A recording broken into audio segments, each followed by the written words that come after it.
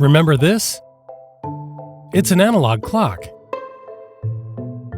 This analog clock has a minute hand, which represents the minutes, and an hour hand, which represents the hours.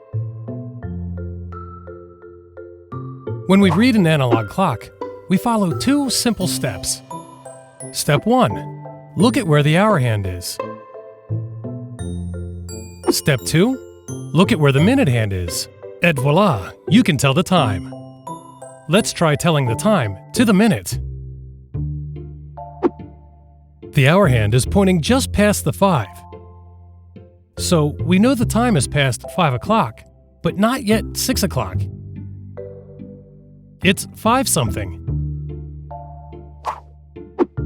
The minute hand is between the 3 and the 4. As you know, there are 5 minutes from each large number to the next on an analog clock. So we can start at the 12 and skip count by 5 until we reach the number that the minute hand has just passed. 5, 10, 15. We haven't reached the minute hand yet. So using the minute markings to guide us, we count on from 15. 15, 16, 17. The minute hand is pointing to 17. What's the time? It's 5:17, or 17 minutes past 5. Let's try another one. The hour hand is pointing between the 1 and the 2. Therefore, the time is 1 something. The minute hand is pointing just past the 6.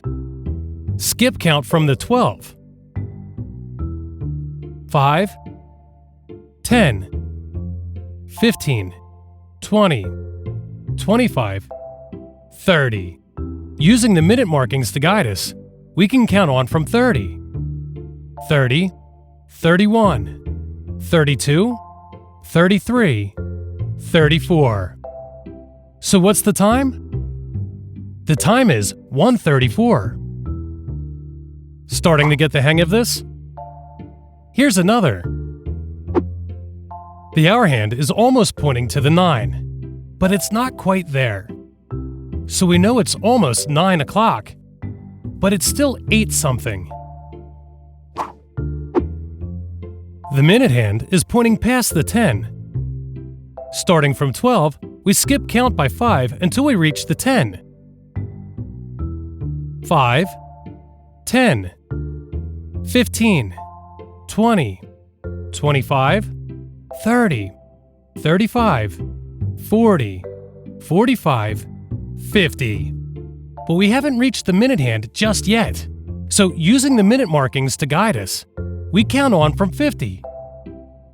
50, 51, 52, 53. The minute hand is pointing to 53 minutes past the hour. What's the time?